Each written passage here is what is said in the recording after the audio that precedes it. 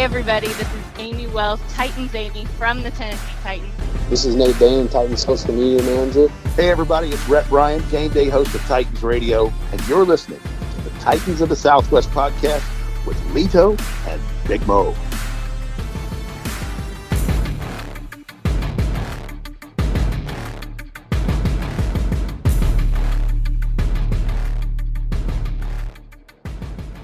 What's up, everybody? Welcome to another episode of the Titans of the Southwest podcast.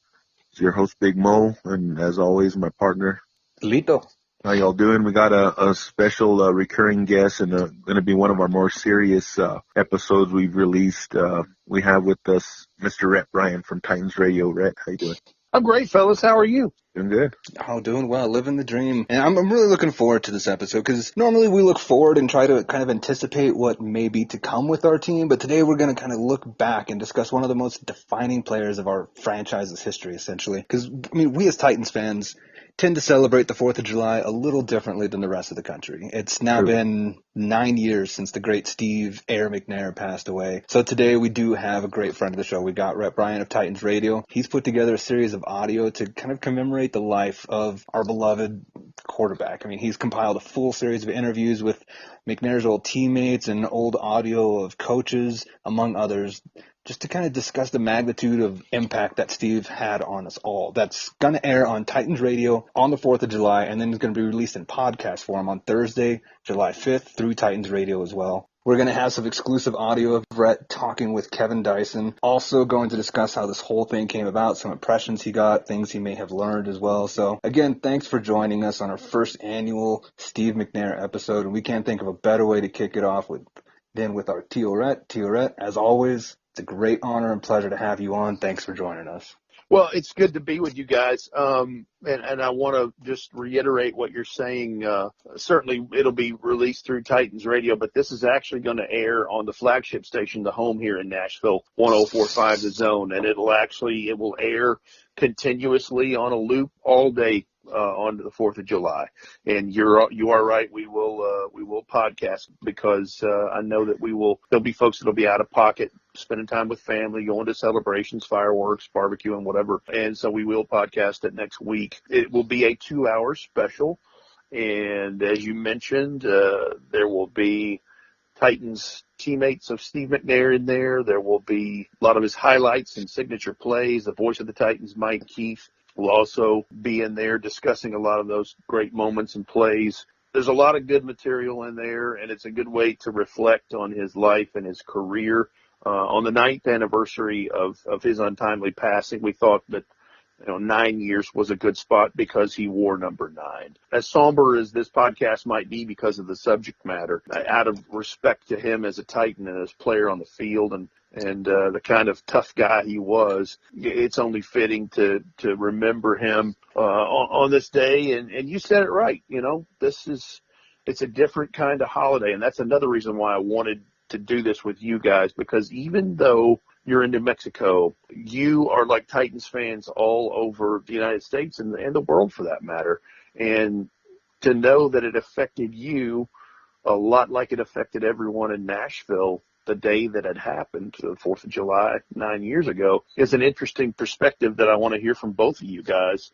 Because, I guess if you're here in Nashville, Tennessee, you think more about where the bulk of the fan base is centered, because a lot of the folks come to the games, fans come to the games, et cetera, et cetera. But it was still, when the news got out, you had to stop and pause and remember where you were. And I can't imagine what the news would have been like in this day and age, because you got to remember, guys, 9 years ago, social media was in its infancy. And so, if this was something that had happened in this day and age, it would have been viral in a matter of minutes, probably. Yeah. Once the word got out. But, what we'd like to do is just remember the ultimate Titan that he was and the incredible things that he did on the field, and just, pay a little homage to him that way. So Definitely.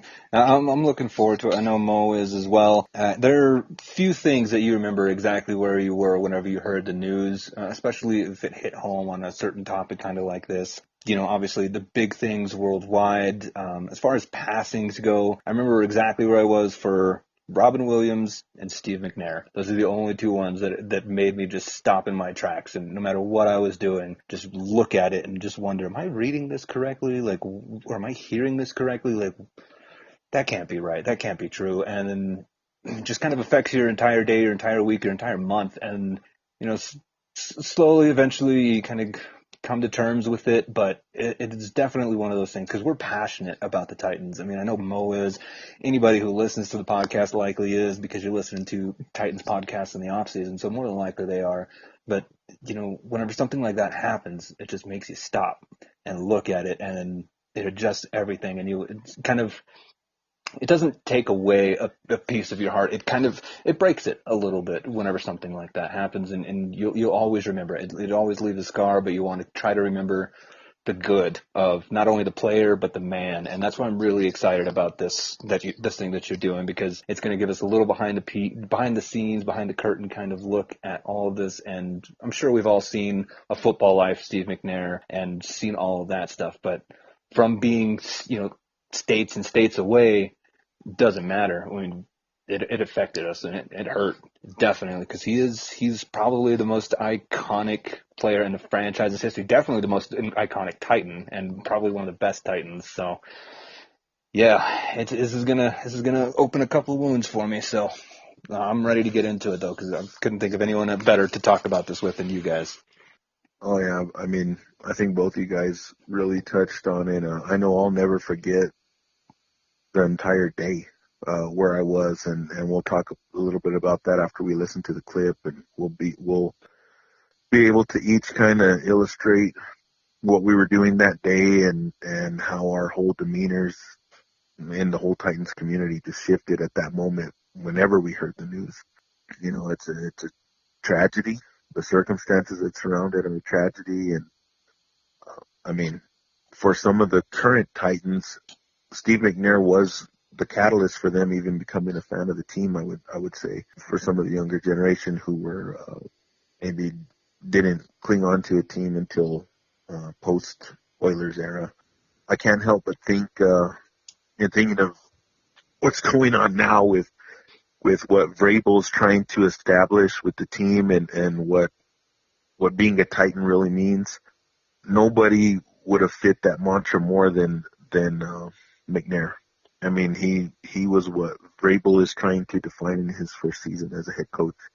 The toughest player to take field that I've ever seen for the team. I mean, so many good memories of watching number 9 work his magic and taking shots that would have had some players carted off of the field and taken an ambulance ride. But he sucked it up and gave us some of the most special memories that we've ever had. Some remarkable plays that I'm sure Rhett will get into on the episode. And I mean, definitely a different vibe for this episode than any that we've done. There's something that each of you said that just stood out to me there. First, Lito, you said this is opening a wound, and I think that's a very good way to put this for all who listen to this podcast, and certainly Titans fans in general. As I've been going back and listening to Titans Radio archival material that put this special together, and I should say this, our program director with his zone, Brad Willis, has been spearheading this, and we've been building it kind of together, and I certainly want to give him credit there. But you're exactly right, Lito. It's like I told somebody in our office recently, it's like tearing a scab off of an old wound and just reopening that up, because it evokes such emotion, and you think about how everything ended for him. And then to go to what you said, Mo, this is a guy that seemed almost impervious to pain, and to know that he was taken out and he's gone. It's like, he's kind of like our Superman. It's like, God, that's not supposed to happen to him. Yeah. So there's this ultimate finality in the feelings of how all of it ended. But you're so right with the toughness part of things. and certainly what he embodies as the current definition of a Titan. That's the other thing, as we've been collecting and building this special, as I thought about it, and I said it to somebody the other day. I'm like, Steve McNair is the embodiment of what John Robinson and what Mike Vrabel talk about in the mere description about team first and all of those things. And I was listening to some old stuff from Jeff Fisher after Steve was gone, and he basically said he was your teammate. He was the best teammate you could be. He extended a hand to you, win, lose, or draw.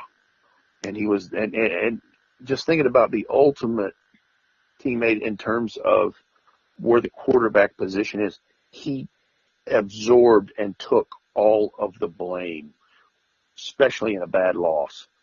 And he deflected and gave praise and accolades to all who made it happen in a win and wanted none of the credit for himself.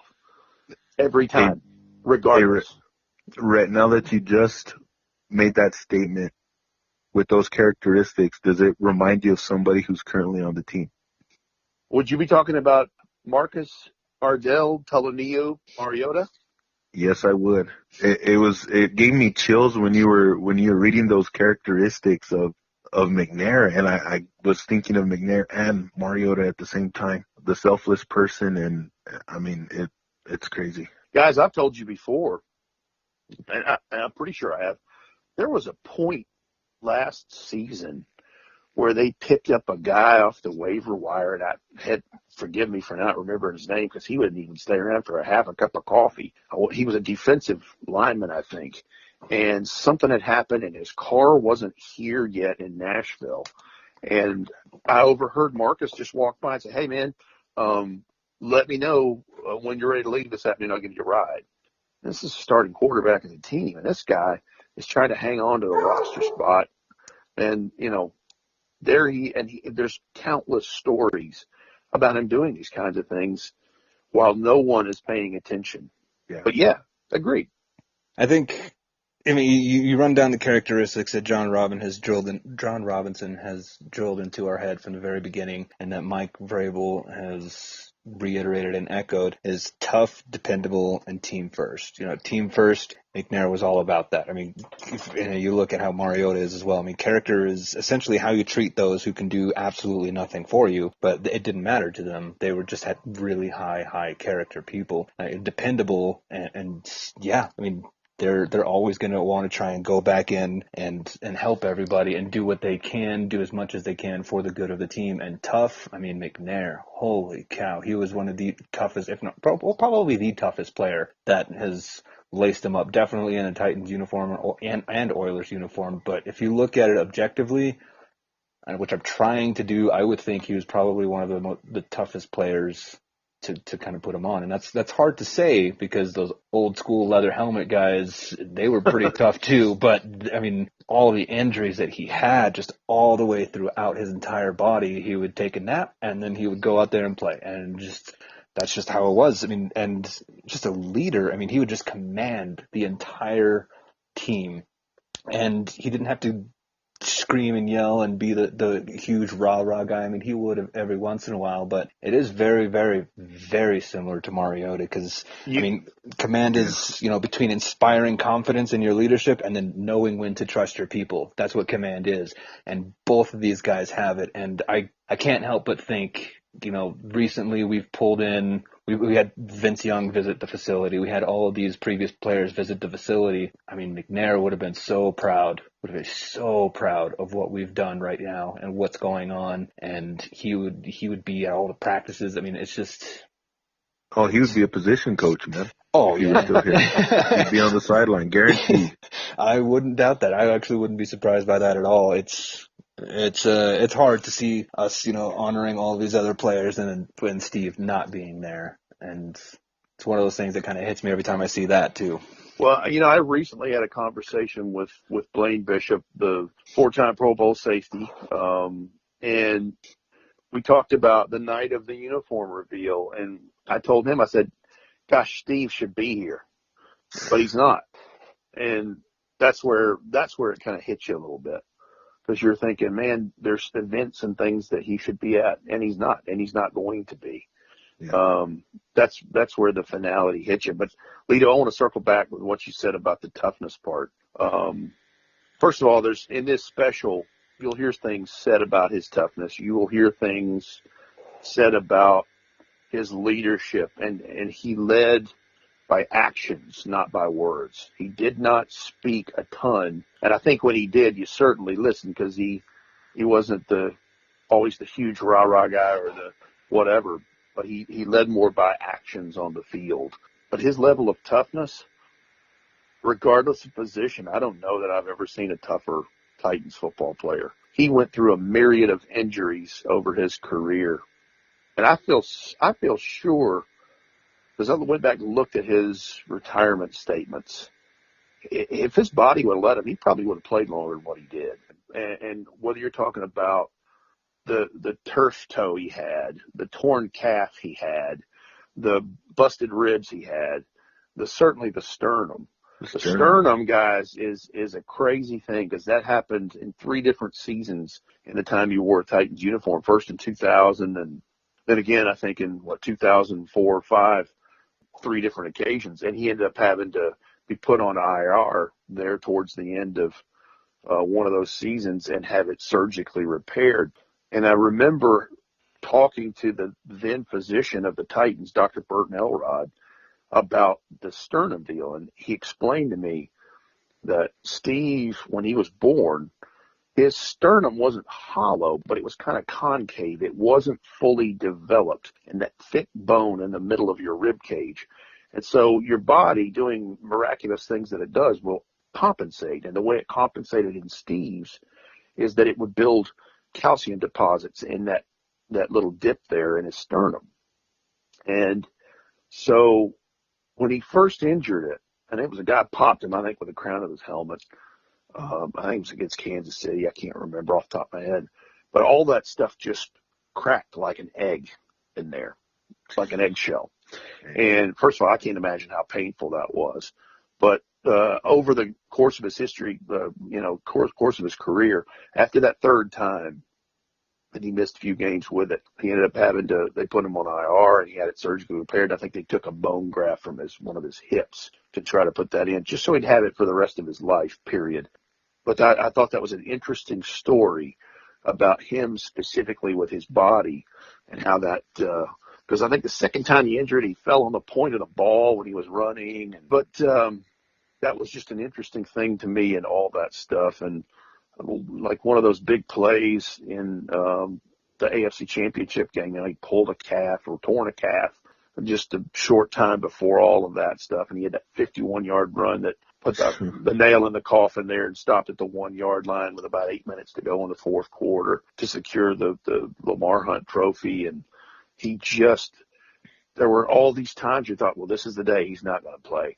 And he just trot out there, and he'd be okay. And it seemed like the later it got in games, that was when it took him longer to warm up. And once he got warmed up, he was a thoroughly dangerous man on the football field. Yeah, I've never seen anything else like him. And, by the same token, I think it spoiled us, not only that position, but anybody else. I feel bad for any Titans players since then, because we look at them like, well, man, can't you suit it up and play, rub some dirt on it or whatever? because he was so tough, he got us used to those kinds of things. So that's just kind of what I've been thinking about in the line of the injuries, because he played through so much, and it was just incredible what he did. Yeah, definitely. And so that's kind of interesting with this show, and with all the legwork you've done on everything coming up. I'm really interested to see, if you learned anything new, because I know you're huge and you're right there into it. You're a huge fan, and you're right there in the middle of all of the stuff going on. Is there anything or any particular interview that you've done so far that you learned something on that you didn't know previously? Lito, I'm trying to think what that would be off the top of my head. I mean, I'm sure I've learned a couple things, but I've spent so much time kind of putting all this stuff together and researching things. I don't know what that is off the top of my head. I'm sorry, I don't have a better answer for you there. That's completely okay. I bet you I could guess what you learned, Rhett. I bet All right. you learned how painful it was to walk through something so horrific and almost relive and re-experience it again. And I mean, having people talk about mine and bring up old memories. I mean, Yeah, that, you almost feel bad and yeah, guilty yeah, when you invite someone to be a part of this that played with him, and they do it out of respect for sure for what he meant to them. But you almost feel bad that you know, kind of reopening the wound, as yeah, Lito said. But and I guess, you know, things will always be kind of somber around this holiday because that's when it happened. It happened on the 4th of July, of all things. And you know, I know where I was. I was still working in Titans Radio part time, not full time, and I was at my other job, and I had been working that Saturday. It was 4th of July that year, fell on a Saturday, and I'd come home from my job, and I started receiving all kinds of crazy text messages, and the details were sketchy. They weren't clear. It was just you heard all kinds of crazy stuff to begin with, and then when you finally learned what was going on, it just you knew once you got confirmation that he was gone, and then you learned some of the details of what happened.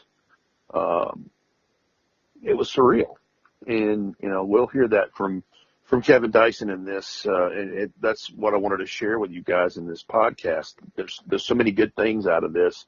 I took a little excerpt that we did not use in the special, where I asked Kevin Dyson about where he was and what he thought about, you know, just the holiday itself since then, and how it just provides kind of a somber moment. And he like us has to. He says I have to take a moment to pause and reflect a little bit. You want to continue to do the things with your family on the 4th, like you want to do, whether it's going to fireworks festivals or barbecues, but he's always there in your mind. And it's the interesting thing that they told me is that much like everybody wanting to bring up the last play of the Super Bowl to him, he said, I can't get away from it. It's a part of me. It's painful, but it's a part of me. And in a different way, but on the same kind of wavelength, he can't get away from Steve McNair on the 4th of July, and he's not trying to, but he said it's there. You open up social media, and there's tributes, and there's messages, and RIP number 9, and all of those things. I'll tell you what, and I'll circle back to your question, Lito, after thinking about it. One thing I did learn from Kevin Dyson, from that last play of the Super Bowl, he never discussed that with Steve McNair. Steve McNair never discussed it with him. wow, What was done, and there was no sense going back there. There's nothing they could do about it, but I was surprised to learn that they never talked about that again. Mm-hmm. And I don't think Kevin Dyson, I don't think he watched highlights of Super Bowl 34 for a long time. That'd be hard. That would really, really be hard. That's interesting, though, that they never discussed it. It seems, I mean, I don't want to assume to think or to know what they were thinking, but it seems that they kind of both understood they tried their best and whatever happened, happened. So that's But they couldn't change the course of it. It was done, yeah. yeah. I think it speaks to McNair's character. Like, Mm-hmm. he didn't run up and question him, or he should have, adjusted your route to finish at a deeper level, or you know what I mean? It just, he No, left it at what it was because he knew blamed it that would on have eaten himself. him up. Yep. He blamed it on himself like he always did. Guys, I can't stress that to you enough. He was the same, whether he threw 3 interceptions and lost the game or they won the game by 20 or whatever, he was the same guy. And again, he would take all the blame and deflect all of the credit to his teammates every time without fail. Yeah, that's exactly the quarterback that you want, too. I mean, that's exactly the teammate that you want, essentially. I mean, you want somebody who's going to know that everybody tried their best, and you want to be able to have that kind of faith and that kind of trust in your entire team, and to know that him as the leader of the team took that particular team all the way to the top, and at the very most heartbreaking of ways for the Super Bowl to end for your particular team, he held that character all the way through. And you know what's interesting too, going back to you guys talking about him being a good teammate and kind of a parallel there with Marcus Mariota. Yeah, I don't know if you guys saw it, but Derek Morgan was on NFL Network just a few days ago, and he said he's the best teammate I ever had. Marcus Mariota's the best teammate I've ever had, and that's saying something when you've got a guy like a Jarrell Casey who's really good teammate, and several others. And you talk about the impact of a Steve McNair. If you'll remember, when Malcolm Butler signed here in February, or in March, I should say, he mentioned him the first day he was introduced to us in the press. I do remember. He said, I'm from Vicksburg, Mississippi. He said, where I'm from, he's a legend. Mm-hmm. And most definitely. Oh God. Listen, guys, the one thing that a lot of folks don't realize, unless you're regionally in that area down there in Mississippi, he was a really good defensive back. He could have been a safety in the NFL, I think. A lot of his letters and offers he received to play college football were to play on the defensive side of things. And he would have been really good. And he wanted to play quarterback. And his older brother, Fred, had just gone through the same high school and through the same university, Alcorn State. And his brother, Fred, was the first Aaron McNair. And so he was Aaron McNair 2.0. And he wanted to go through that route and be a quarterback and play college football. And Alcorn State was one of the only place that offered him a scholarship to play quarterback in any level of college football. That's right. And he absolutely tore it up at Alcorn State. Yeah, he did. I'm trying to think now, and I'm trying to put my biases aside. Was there any other quarterback before him that kind of did what he did? And I know that's kind of a broad statement, but I'm looking at Cam Newton. Cam Newton is kind of the only person in the league that is that size and is that mobile and is that big and that tough and that big of an arm. But it's hard not to think that Steve McNair kind of paved the way for, instead of just getting pigeonholed into, you're good, you're going to be a defensive end because of your size or safety or anything like that. I mean, he just stuck to his guns and says, no, I can throw the ball, I can lead the team, I can be the quarterback, and I'm not going anywhere unless I'm going to be the quarterback. Is there anybody previously to him? I mean, I'm thinking maybe way back Randall Cunningham, but I mean, you guys are young enough that you don't remember or know a lot of African-American quarterbacks, and there weren't a ton. But the one that had the most success prior to him would have been Doug Williams.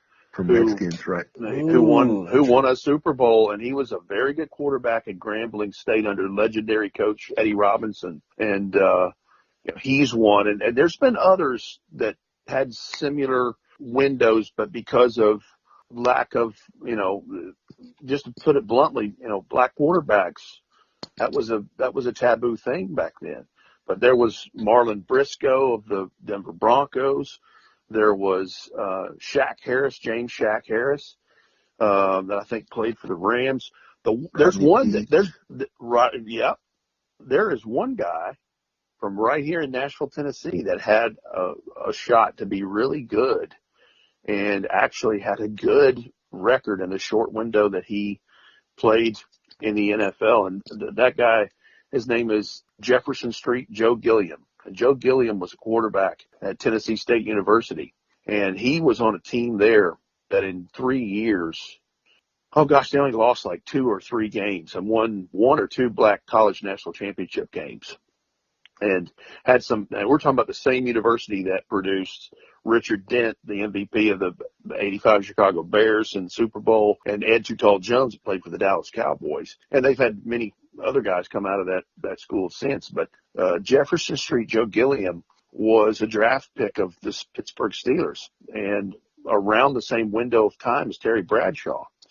And Chuck Noll, the late coach of the Pittsburgh Steelers, actually started Joe Gilliam in, I want to say, the early part of 1974 season. And he went 3-1 or 4-0 in those 4 starts, but Jefferson Street Joe liked the nightlife, and he liked to have a party. And unfortunately, he died very young, at the age of 49 in Nashville. He was homeless many, many times off and on through the years. There were stories about he sold a Super Bowl ring, and someone would go get it out of pawn and buy it back for him and give it back to him, and he'd repawn it. And he had so many problems with drugs, and he died at the age of 49. He died on Christmas night of 2000, and it was either a Sunday night. I guess it was a Sunday night football game there for the Titans. They played on Christmas night against the Dallas Cowboys, and that was the end of the Aikman era. Anthony Wright was the quarterback that night, and that was when kind of Keith Bulluck really came on the national spotlight towards the end of his rookie season. That was his first pick 6 in that game. But Jefferson Street Joe died that night, and again, he was one of if you'll go back and look at African American quarterbacks, there was a documentary done a few years ago about all those guys, and it centered around Vince Young, and Vince Young becoming like the next great one. So it would have been around the first year or two Vince Young played. It may have been after his rookie season in 06. 06, 07. But yep. But Doug Williams would probably be the most successful before McNair, because he won a Super Bowl ring with the Hogs there in Washington. And obviously Donovan McNabb has had his successes, and Cam Newton has had his successes. But Steve McNair, if you go back and look at those highlights at Alcorn State, he at the time played with his brother Tim, who was, I think, a wide receiver. They got to play college ball together. But, man, he was a one-man gang. That dude, he got so on the radar towards the end of his senior season in 1994. Like ESPN2 was carrying some of his games. They were giving him a push to be a Heisman candidate, and he finished 3rd in the voting that year. But yeah, he tore it up. Wow. Yeah, it's crazy. To answer your question, Lito, when you were saying about being pigeonholed, I couldn't obviously recycle off the information Rhett did, but I thought of more recent with Lamar Jackson kind of refusing to be pigeonholed and do receiver drills. I'm not saying he's going to be the next McNair or anything, but I'm like refusing to do the receiver drills. Yeah, and if you saw any of his games at Louisville, that dude can play. Yeah, he can. Wilson, we're about to see whether he can play at this level, because I think, Joe Flacco is 33 years old and getting older by the day. But yeah, that dude can play. Yeah, it's going to be interesting with him and the Ravens, and because it kind of makes me think like, okay, so obviously McNair was with us for a majority of everything, and then he went to the Ravens. Obviously, he didn't have as big of effect on that organization or on that city or anything as he did with us. But like, do you have any kind of idea of what kind of impact he did have over there with the Ravens organization? Well, now let's not forget when he left. When he left here, it was a trade deal. They traded him to the Baltimore Ravens in the summer of 06, and that first year he went 13-3 with the Ravens that year. Yep. And they were really good. And I think the following year went 7-9, and he was banged up quite a bit. I don't think he played but in a handful of games, and then he retired that next spring of 2008. But yeah, in 2006, they were 13-3 because, I want to say they might have still had Ed Reed, and yeah, I guess they still had Ed Reed, and of course Terrell Suggs has been there for 100 years, it seems like now. But he had Ray Lewis, and I mean they still had some of those key members of that Ravens defense. But yeah, they were they had a squad that year, and Steve, he tapped into Fountain Youth, and he played phenomenal. I remember I was so angry that the Titans made that move that year, and because I had wanted him to be the leader of the team for Vince's rookie year, so Vince could kind of learn under him and learn his ways, and they already had a connection prior to Vince getting drafted to the Titans, so I was really, And that's the other thing, that it got a little crazy here because there was a poison pill in Steve McNair's contract that kicked in, and I want to say it was something exorbitant, like a $50 million bonus, or something. It was something crazy. I'm sure I'm probably wrong with that, but it was a pretty high number. And there was a deal where he was not allowed to come into the facility to work out once the off-season program started because they didn't want any liability. If he dropped a weight on his foot or whatever. And that, I don't know all the stories behind the walls with all that happening, but that's what was reported, and it got kind of weird there. And I can't imagine how hard it was for a guy like Jeff Fisher to see a guy like Steve McNair go to, certainly to see him in a Baltimore Ravens uniform. Oh my gosh. Yeah. But those are the moments, guys, where you're reminded that it is a business. When they released Eddie George, Eddie went and signed with the Dallas Cowboys and ran for another 432 yards or whatever it was. That's when you realize, okay, it's a sport, but it's a business with bottom lines, timelines, deadlines, and the such, just like a regular business. It just happened to be sports. And, anybody that leaves that's a beloved player like that, that's something that's different, that's, and that's free agency for you. It happens. But, when you're on the receiving end of one of those, they give really good credence and play to the team and success, you're happy to have it. But anyway. Interesting. I know that's actually how I found out about the passing of Steve McNair everybody knows I have a brother who's a Ravens fan, and so whenever he went to the Ravens, it was a whole thing and just kind of trading jabs and everything. But he was the one that told me, and obviously I didn't believe him. I'm like, no. And he's like, yeah, dude, like, this happened. And I was like, no, you're lying. I wouldn't accept that fact. Like, it didn't register with me, and I couldn't handle it. I just like, nope, I don't think you're telling the truth, and I don't want to hear this right now. And it was at a barbecue for 4th of July, and everyone's getting together, everyone's having fun, and that just totally just wiped out my entire day once I kind of confirmed everything. And I was like, no, come on, like that's not something that's supposed to happen. Your most loved player is supposed to be a part of the organization for a while afterwards and come to the games like Eddie George is doing now. He's doing videos, he's doing all that stuff. Like, that's kind of the role that I always just like, well, I understand that it's a business. He's doing his thing, he's getting his nugget however way he can, and then he's retired. And I just always thought, okay, he's going to come back, he's going to be part of the organization. And then for all of a sudden just to come to a complete stop like that, it kind of hit me pretty hard. And I wanted to see kind of what you guys think, or what your guys' stories are.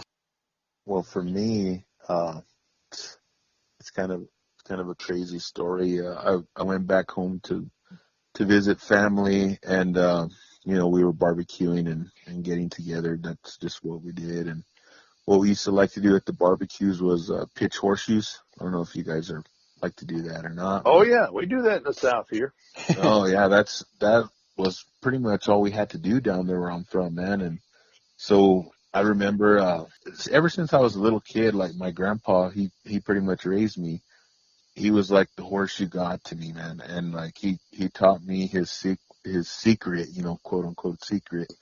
And I remember him always telling me he always wanted to flip one time only. If you can get one flip, just aim for the pole. He gave me his pointers, right? So in all the years that built up to that moment, I can never beat my grandpa. Like, when we'd get together, it was my grandpa and they were like the unbeatable team. Like, there'd be tournaments there in the town that they were the kings. So, but the reason why I'm bringing this up is because that day I went from the ultimate high to just the bottom of the bottom lows. That was the first and only day that me and a buddy of mine, we actually beat my grandpa and my Uncle Lee. My grandpa, of course, he's 71 at the time. That was 3 years before he passed. But I remember getting the news. I was probably like, a few bottles in of beer and, just riding the wave of beating Gramps and Uncle Lee, and me and my buddy were celebrating. And then, it came on ESPN, the news broke, and man, my heart was in my heels. My breath was taken away. I couldn't process the moment. It was like time stopped, and I sat down, and I mean, my answer to a lot of the questions that were asked to me, or a lot of the statements that were bringing to me, was the huh? Like, I was in the shock, like a daze, like, there's no way this is true. So I never forgot that day, and it's always cast a shadow on like a shining personal accomplishment with just such a dark tragedy that, I mean, we can't help but think of every 4th of July. Every time this 4th of July holiday rolls around, there's a number 9 shadow in the hearts of all the Titans family, man. It's terrible. Well, Mo, first of all, your grandfather was a very smart man playing horseshoes, because that's the secret right there. Not a whole lot of rotations. And I can visualize his attempt there, and he's right on the money, and he'd probably get a ringer every time. Oh, he would, man. He would. For me, I mentioned I was at my other job, and I probably wasn't too happy about having to work the holiday, and we worked part of the day, and so I wasn't, in a super great mood to begin with, but I was off work now, and here it was strange for me. The weather here had gotten really bad that day. In fact, we had tornado warnings in several places near us. So the weather was kind of on my mind, and then got word that a very good church family friend of ours had lost their daughter in a car accident on I-40 that afternoon. So all of this at the same time, all this happens within an hour and a half window of each other. I hear about McNair. I'm watching the weather. I get this word that their daughter, who was very young, 19, 20 years old, was gone in a car accident. I'm like, my gosh, what else can happen today? But like you guys, shock, disbelief. I'm like, nah, this is not right. Something's not right here. And then you hear the police spokesman or the police chief or whoever speak about it and confirm, and you're like, my goodness, this is all just a new level of bad, period. Yeah, it was definitely a dark time. And every 4th of July, I think Titans fans around the world, I mean, because Titans aren't one of the bigger franchises, but we still have fans around the world. I think Titans fans around the world drink a beer for McNair for sure, and kind of remember him.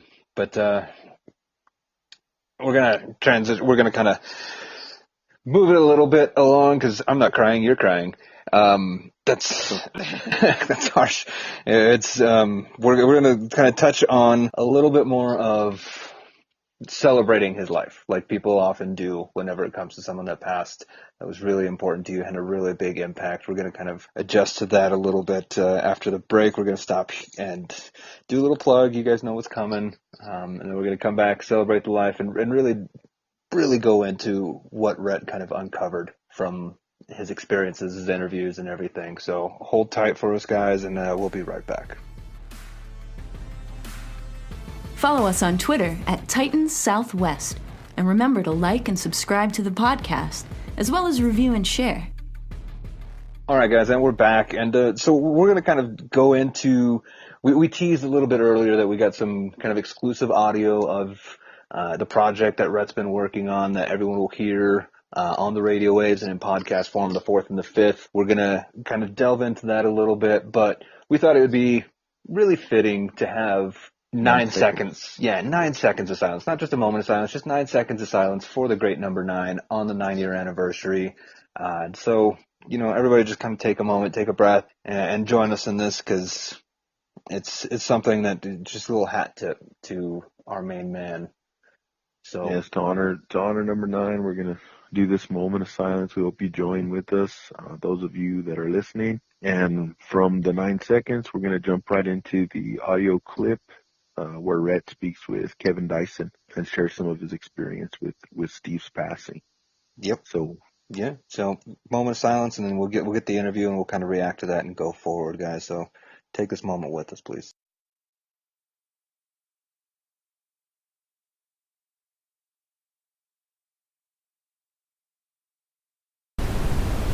I can't imagine how painful it would be to have a brother in arms for you, you know, a guy that you went to battle with on the field, to learn this news that he has died a horrific death. To say the least, is what you're describing it was surreal for you. But at the end of things, when you came to that realization that he's not here anymore, describe your range of emotion there. Because for everyone in Nashville, Tennessee on the 4th of July that's a Titans fan, it's kind of a different deal now for 4th of July because of that. It's a somber kind of holiday. It really is, man. I just think for all of us probably have somewhat of the same sentiment. It just was sad, man. It's just, like you said, there's a brother in arms, somebody you went to battle with. And I think, you know, there's a moment like when, for instance, when Rodney Thomas passed away few years ago from illness. It was just kind of that moment. It's like, man, here we are. We're not that old. Like, you know, we're supposed to be living till we're however old and just growing old and appreciating and coming back to alumni events and reminiscing about the old days. And, you know, it's just a sad thought process when you're thinking that's not going to happen with this person anymore. And, you know, and I said this earlier in this interview about the type of a guy that Steve was, just how humble he was and just the type of energy he provided in that locker room and you know, and things of that nature. It's humbling in one, and it's very saddening at the other, you know, to actually think about, you know, he was young. I mean, he was, you know, mid-30s, and he's gone, you know. So, you know, it makes you appreciate life, obviously, you know, and as days go by and the moments that we take for granted, you'd like to believe that hopefully, you know, you have more times when you appreciate that you do take for granted, but, you know, it definitely makes you take inventory of your life. You know, covering this team as long as I have, and certainly I never played at the level or anything like that and had a teammate like Steve McNair, but I was around you guys. And for me personally, the 4th of July has never been the same after this happened. It's just a surreal, somber moment, and, you know, still have fun and with family and, you know, grilling, cooking out, doing whatever. But I'll always have him in my mind that day. I don't know. Yeah. I guess it's just because it happened on that holiday. Yeah. You know, what's funny is every year, you know, and it's, again, like you said, as far as a city or the town and a community is concerned, it's still remembered. It's still a somber moment, and you'll see the post, remembering you number 9 and rest in peace. You'll see all the things on social media flying around. So even if I try to escape it or not think about it, I can't. You know, it's just, especially around this community, it's evident, it's brought up. To sit there and think that it's 9 years, that's unbelievable. I can't believe it's been that long. But like you said earlier, it's almost like, dang, it just happened yesterday. But it is, man. It's one of the things that's hard to escape. And it is like, you know, you want to celebrate, you got your kids, and you're going to watch fireworks, and you're trying to do all these things, barbecue, and you want to be able to enjoy the moment. But there is a piece of you, a part of you that you got to take a kind of moment to think about it, you know, just how blessed you are to even still be able to enjoy those moments and watching the fireworks with your family. So there's an idea of, I guess we can relate to anyone who's a Titans fan. There's a guy that was a receiver of his in the heyday, and Kevin Dyson, and you hear right there firsthand that he has to pause and think a minute and stop and think about his teammate, Steve McNair, and to think that he's not there anymore. And he even mentioned it right there. He said, you know, you can't get away from it. And not that he's necessarily trying, but he said, you know, you look at social media and there's the tributes. And of course, we're doing this 2-hour special. He's a part of, but even he knows that the holiday is just not the same. It's a different vibe. It has a somber tone to it. And it's mainly because it happened on a holiday like that. God, my goodness, I'm glad it didn't happen on Christmas or something like that. That'd be really bad. But it's interesting to hear his perspective. And, you know, in a guy that just, like, he sees all of his teammates at these Titans alumni functions, and he knows that one's not there, and thought they're all supposed to get old together, you know? Yeah. Yeah, that would be hard knowing that your general isn't there. You know, the one that was leading everything. You go to these functions, these dinners, these parties, and you have a table full of your old teammates, but your general, your leader, your main focus, just he's not there. And so that would be a really, really tough thing to relive, even just those small things on any kind of occasion, and then to go through and like really delve into it like you've been doing. Like I said before, it's got to be hard. It really has to be hard to really relive it, because not many big passings in your life do you have to go back and relive the moments, the where you were when you heard it, how you reacted to it, where how you went on with your life, things like that. You think of grandparents or parents or anybody that passes away. It's rough in the beginning, but then towards the end, you'll smile when you look back at it. So this is. I think it's a good healing process. I think what you're doing is really, really great. It's really going into it and giving people a chance to tell their story and what they thought of it. So I'm really looking forward to this whole thing. I sincerely cannot wait for it to come out, and I'm just going to listen to it a couple times, I think.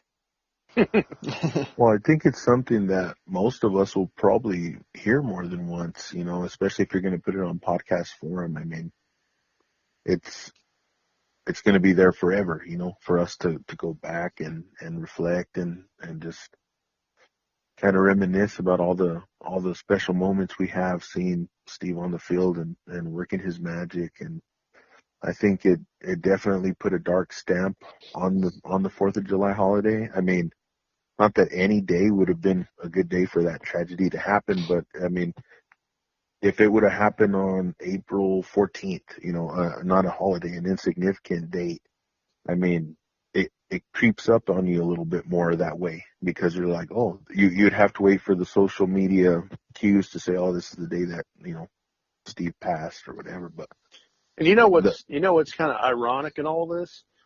He was born on a holiday and he died on a holiday. Now, the first one is not necessarily a national holiday, but it's observed. He was born on Valentine's Day, 1973. Yeah. He was a Valentine's Day baby. And, the thing that has come out of all this lately, especially on social media, and I've seen you guys talking about this, is the hashtag #retire9 movement, wanting to retire number 9, wanting to have some type of memory of him, memorial, whether people have mentioned statues, things like that. Now, I'll say this. If you look at the Oilers/Titans franchise, they don't retire a lot of numbers. In fact, all of them are Oilers players. I mean, you go back and look at the numbers that are retired, and there's not that many in it. Now, there's nobody wearing number 9 right now. There's nobody wearing number 27 right now. But it brings on kind of some topics, one off of that for me. Do I think that they should retire number 9?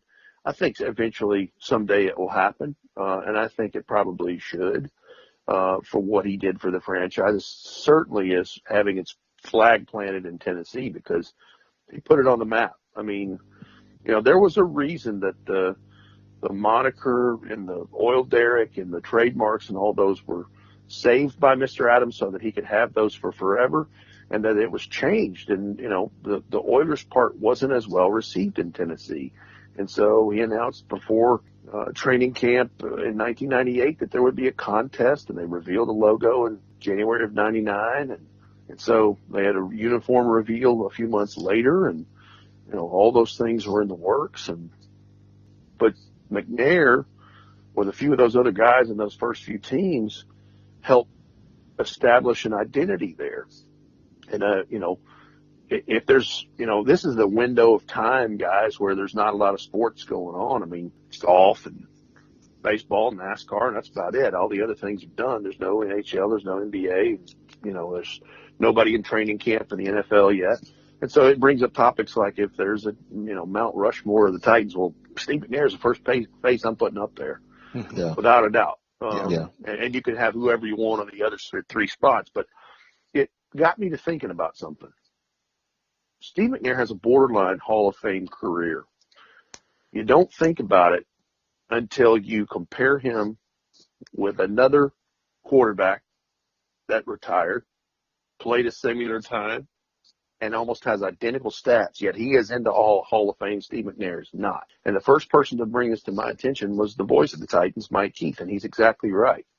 Steve McNair has almost identical stats to Hall of Famer Troy Aikman of the Dallas Cowboys. Whoa. So get this, guys. And I have the stats right here in front of me. Okay. Steve McNair played 13 years. Troy Aikman played 12. And neither one played a whole lot of games in their first year as a rookie. For Aikman, they had Steve Walsh at quarterback, and he didn't start playing until later on. I think they went 1-15, and that's how they, between that and the Herschel Walker trade, how they ended up getting all they had. They already had Michael Irvin. They drafted Aikman out of UCLA, and then they got Emmitt Smith in 90 and built the rest around it. And the next thing you know, there's 3 world championships. And really, that's the difference. That's the only difference. Yeah, because I'm going to run these stats down. This is incredible. Troy Aikman, 3 world championships, played one of the triplets, right? All right. 32,942 yards passing. Steve McNair, 31,304. So he's got him a little bit there.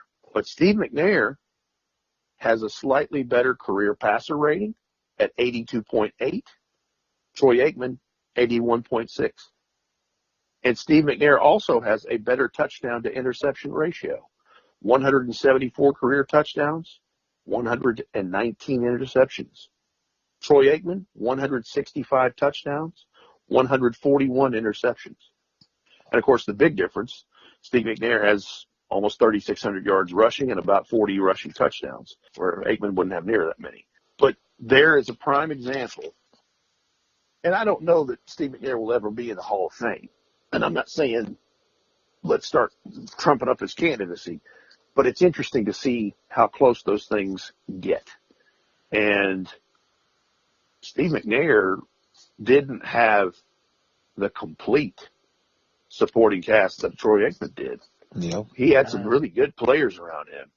But it's kind of interesting to see when you line them up like that, side by side. But that's just something I've been thinking about as well. And the other thing, too, Steve McNair is not the first and only young Titan to pass away. There's been a lot of guys over the years that have passed away that are Titans. Jim White did an article on this about 4 years ago because he talked about Rob Baronis, Rodney Thomas, Todd Williams, the offensive lineman, Jesse Mahalona, Frank Chamberlain, the linebacker, Damian Nash, the running back, O.J. Murdoch. But there's several guys, and it's kind of strange. But this is life. Life happens. Life is greater than football, and we're reminded of that on this holiday in particular. But celebrating his life in terms of his football career is what we choose to do because he was a warrior on the field, and the moments that he had there on the gridiron with the Titans are some of the greatest things I've ever seen. I spoke about it earlier in the podcast.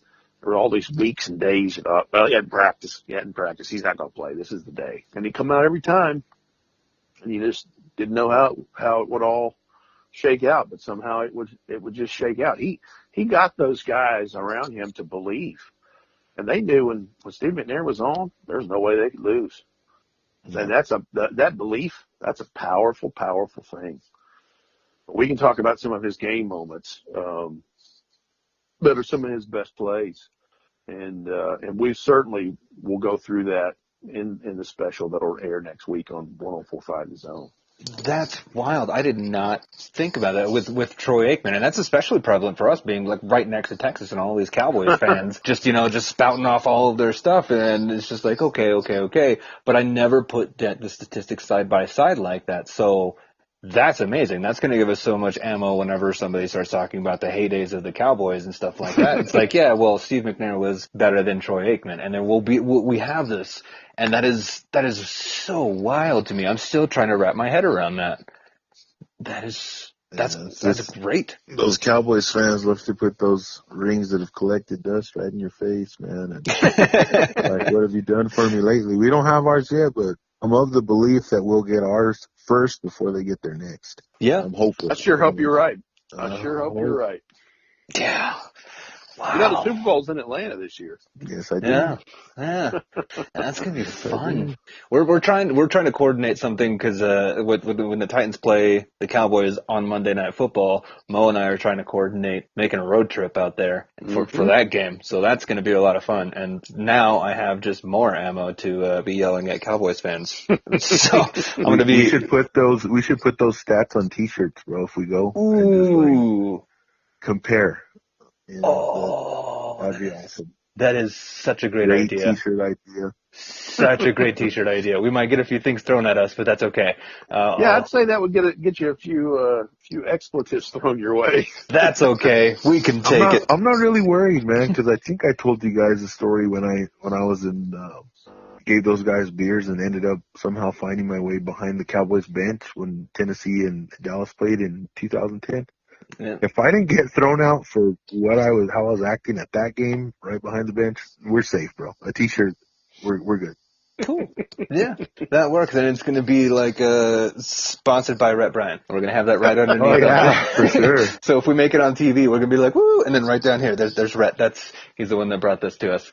So that's going to be awesome. I mean, I'll tell you, bro, when DeMarcus Ware is just staring a hole through you, it kind of does something, bro, but I mean, I just couldn't wipe the smile off my face, bro. There was just something about it. But anyways, that's a story for another. Yeah, that's all right. One thing I did want to kind of touch on, and I know we're trying kind of celebrating McNair right now, and it's great. I think it's awesome. And one thing that doesn't get a lot of or as much recognition is his sons. His sons have gone on to do a lot of really great things, and they do like public appearances and speeches and everything like that. I want to know, Rhett, what your impressions are from them, or if you've had any kind of stories with them going forward, because they've been going through a lot as well.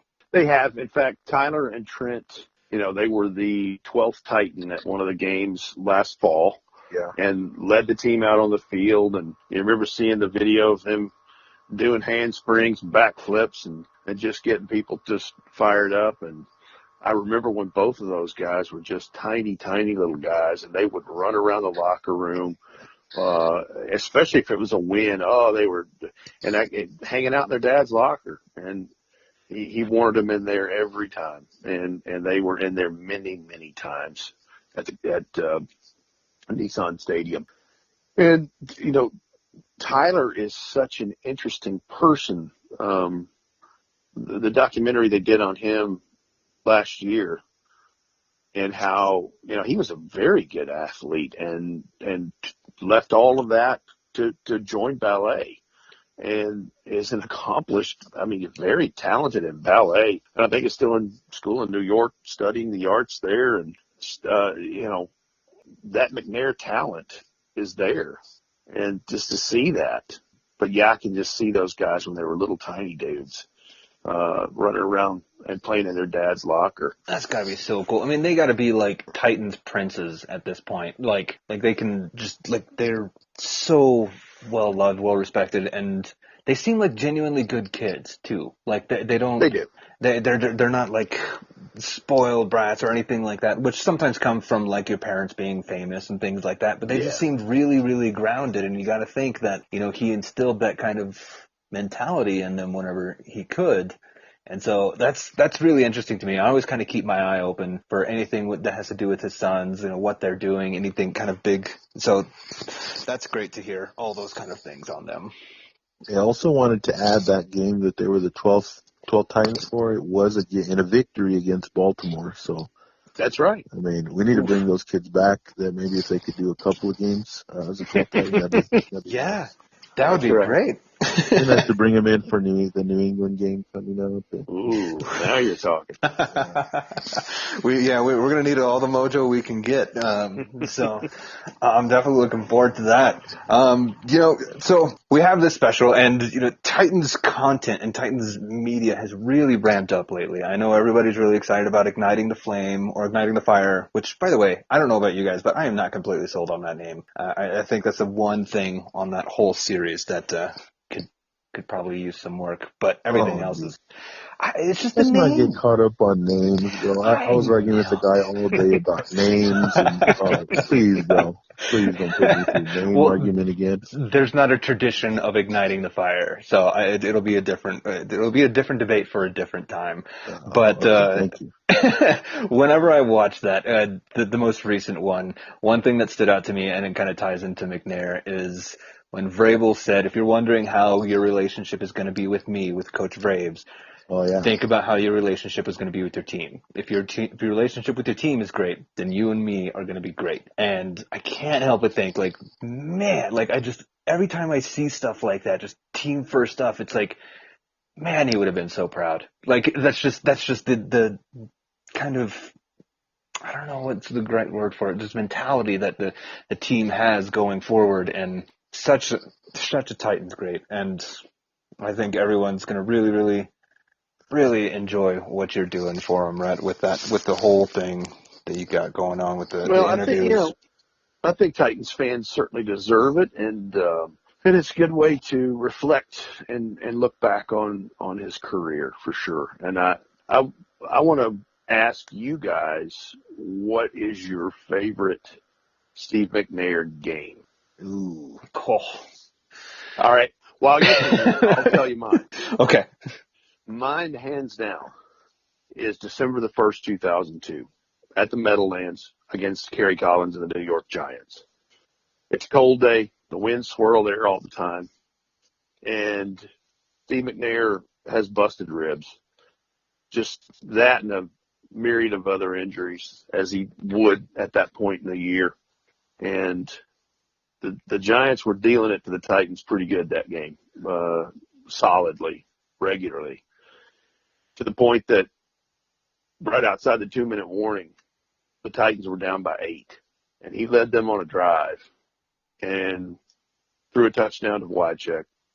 And with those busted ribs, on a keeper for the 2-point conversion to tie it up, to send it to overtime. Led them on another drive. Joe Nendy kicks the game-winning field goal. They sneak out of there, I think, 29-28 or 31-28. I can't remember what it was. That's a great game, right? That is the one that put him on the map nationally in terms of the NFL, because that is one of the last big games before his 2003 MVP season. And a lot of people think that that is the precursor to that. That is what helped him on that trajectory, because you won in that market. It was one of the bigger games that day on a 12 o'clock kick slate. And you won in the New York market on that. And people, I know people that have family in New Jersey and New York that were talking about that couple days even after that game took place, because his escapability and the way he did things.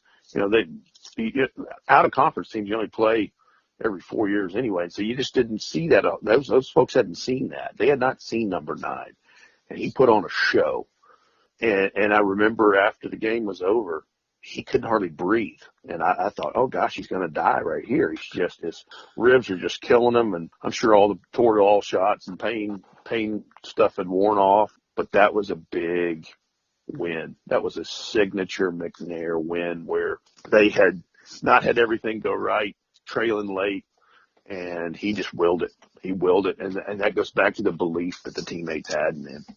Yeah, I think mine's kind of it's going to seem like a cheap way out of this question, but it's got to be the Super Bowl for me. It has to be the Super Bowl, because on that scramble, when he looked like he was like, you almost like sat back in your chair because you thought he was just tackled. And then you see it in slow motion, and what he did, just all the things he did to get away from that, as one of the first, like, holy cow kind of moments for me, where like this is something completely different than what I'm used to seeing. And it not only turned me on to him and the Titans, but football in general, because it's like, okay, the quarterback doesn't just sit back and then throw the ball and then sit back and then throw the ball. They can improvise. And I've kind of described a game of football as like this beautiful chess match.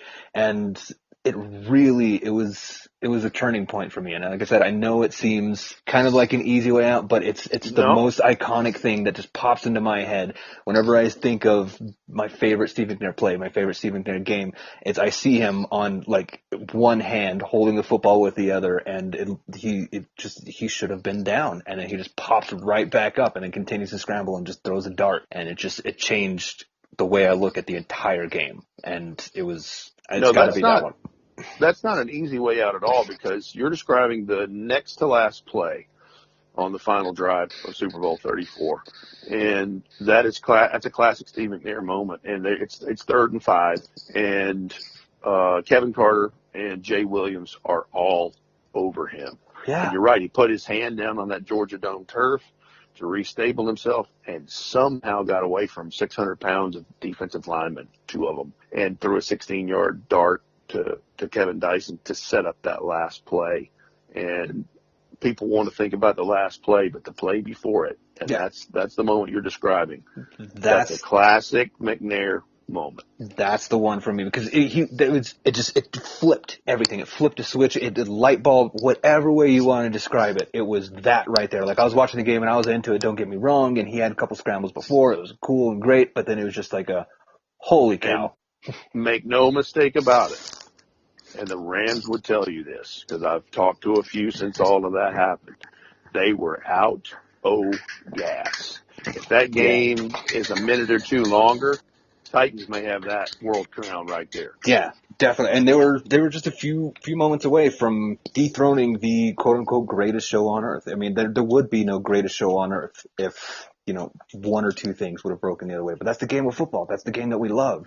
And it's a whole series of events that leads up to something that monumental and that changing. And yeah, it was, I always think of that one particular just little clip every single time. So that's my answer. I don't know about you. All right, Mo, what's yours? All right, guys. Well, before Lito started answering, I was gonna give a 2-part answer, because I have a favorite game and a favorite drive. Lito obviously stated my favorite drive. That was one of it didn't end the way I wanted it to end, but man, that drive, I would have bet the farm that we were gonna win that game. I would have. But my favorite Steve McNair game was from that same season against Jacksonville, when he carved them up and threw like 4 touchdowns for I don't know how many yards. It was the second game. I'm pretty sure it was against Jacksonville. That was a December game. Yeah, and it was like a 41-14 game.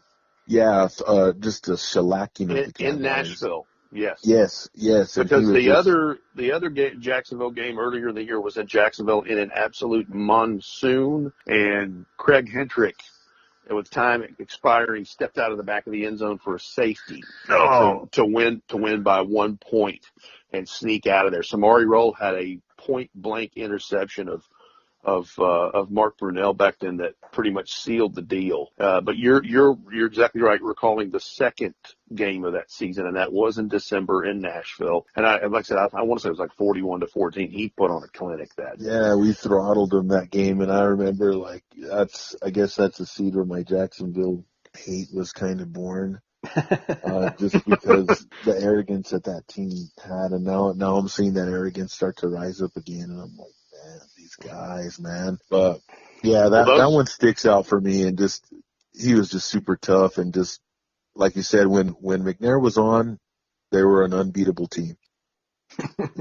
I'm sorry, I'm in my own head now. I'm like going through all the replays and everything he has that way of making you love the game so much more. And at least that's how I interpreted it, and that's how I saw it. And it was so much better. Everything was just so much better with him on the field and with him part of our organization. And I mean, I think you're right. The arrogance of the Jaguars fan base and team. I mean, okay, I'm sorry. I'm going off on a little bit of a tangent here because I had like 3 thoughts. Like, the Colts are a rival for us. And they're probably, if you ask anybody, it's like, okay, they're our biggest rivals, like the Colts. But like there's at least a respect with the Colts. Like they've earned it. They had Peyton Manning and all that stuff. But with the Jaguars. Speak for yourself. Hey, I'm trying to be impartial here. They did good for a while. Maybe it's because my other brother's a Colts fan, so I saw it all. But like the Jaguars fans, man, like I can't wrap my head around it. I really, really can't. Well, and back then there were three teams that were rivals. That's one of them. The Baltimore Ravens was the other, and the Pittsburgh Steelers would be the third because they were all in the AFC Central Division together. And yeah, there were some battles, no doubt. Yeah, and I have one brother. One brother's a Colts fan, and my dad is a Steelers fan. So it's always really, really interesting watching football with them. But no matter who it is, even if they're all rivals, everybody respects McNair. I think to circle back real quick to what I'm thinking, because all these McNair memories are popping in my head now. I think if I think of his career, it's not necessarily like the standout games, but it's more the standout moments when you thought he couldn't do something, or when you thought he couldn't come back from a big hit, or when he'd go to the sidelines and take a shot, and you're like, man, he'd have his helmet off. I mean, it was a collection of moments that helped build this character, this almost superhuman legacy. That defined his legacy. Well, and you've got two different parts of his career. You got to remember when he came into the league, it was run the devil out of Eddie George, 300 to 400 carries a year for years. And as he's making those plays like you're talking about, Mo, and then when it got to the point where Eddie's starting to wear down, and Steve's starting to wear down, Coach Fisher and Mike Heimerdinger, the offensive coordinator, have a conversation where they've got, well, hey, we've got to turn McNair loose and get him into a more of a passing quarterback. And that's kind of what led into that Giants game that led into the co-MVP season in 2003, because he transformed his game. Mike Heimerdinger has as much to do with that as anybody on the face of the earth. And he made him be able to just, I mean, think about it. There was some games where him and Drew Bennett and some of those guys were just hooking up, man, for big plays, big time stuff. You were like, man, here's Air McNair again, you know? Yep. I think they figured out a way to weaponize McNair's legs, which opened up a lot in the passing game. And teams were forced to set the edge and to respect McNair's ability on the ground.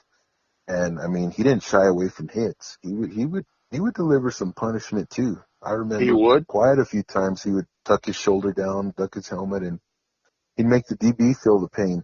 But I think it was such a great balance as it kind of evolved into like a dual threat, with McNair being able to kill once he got some good receiving weapons. And you know what you've just described? Yes, what they're going to do with Marcus Mariota. Yeah. That's run a bootleg here and there. Yeah. It's crazy. Yeah, and on that the episode, they keep telling, like, you know they're going to do it, because there's a clip where LaFleur's telling the quarterbacks, get out wide, you got to go out wider, and he's showing them a bootleg, and so it's not going to be just running into a wall all day long like we had previously. There's going to be, oh man, I'm so excited. I really, really am. I'm just, I start thinking about it, and I'm just like, oh, okay, cool. Like, this is going to be great. So, yeah, I mean, I don't know. Do you guys have anything else on McNair, or anything else you guys want to touch on? I think I'm good, fellas. I'll just reiterate, the show will be all day long, 4th of July. And continuous there. It's 2-hour special on 104.5 The Zone. And you can hear it if you're out of town like you guys are. You can hear it on the 104.5 The Zone app. And it will be podcasted probably the next day for all who cannot hear it for whatever reason. That would be, spending time with your families and enjoying the holiday. But I hope that it will be something that folks will latch onto and want to hear. And I hope that I do it justice for Steve McNair and for Titans fans. So hopefully it will be what you guys anticipate. And I'm just looking forward to it. And I always like looking at historical perspective type things. I've covered pretty much all of Steve McNair's Titans career, and certainly part of his Tennessee Oilers career. And he was very good to Titans radio. But yeah, we wanted to do this on the 9th anniversary, obviously, because he wore number 9, and it's a good way to remember him. And I'm glad that you guys had me on to be able to plug it and talk about it and share a little clip that didn't even make it. And so if the clip is any indication, you'll see the quality that's there. And it's not all somber moments. We wouldn't be telling all the story if we didn't talk about what happened to him on the 4th of July, but we focus more on all those great moments and the great calls by Mike Keith in describing his plays. Oh, man, I'm definitely looking forward to it. I know a lot of people are, and it's good that you're doing it, to be honest with you, right? Because you were there for all of it, and you care. You actually care about it, and it's not some outsider, some young whippersnapper just getting out of college, just throwing audio together or anything. Like I have full confidence in you and the whole project, and I just cannot wait for it. So, guys, everybody, give Rhett a follow, give Titans Radio a follow. Make sure to keep your ears out on the 4th. Listen to it any way you can, and definitely, I think it's going to be an amazing podcast, and you'll see the numbers from it, and just how much people absolutely care, love, and respect him to this day. Not respected or loved; they still love and respect him, and I'm really happy and thankful that you are doing it, and obviously that you came on and that you shared the clip with us, but that you're doing it in general it means a lot to Titans fans everywhere. So thank you. Oh yeah, thank you. And I would echo what Lito said too. I think throughout this conversation, if it's a preview of what we're going to hear on that special, I mean, there's an undeniable compassion, and you can tell you had a love and still have a love for McNair the person. You got to experience moments with him, on a day-to-day basis. So, I mean, of course, it's going to hit a little harder for you, but I'm so grateful that you decided to jump on with us and to share this exclusive clip with us. And we got to cycle through our memories and talking about Steve. And I mean, thank you, Rhett, again. I appreciate it. You fellas are quite welcome. It's always a pleasure. And for everyone listening to this podcast, have a great holiday. You guys have a great holiday, and who knows, just it won't be long at all. The Titans will be breaking training camp, getting that thing started, and here we go. 2018 season is just around the corner. Whew. That gives me chills. Tighten up, you guys. Thanks so much for listening.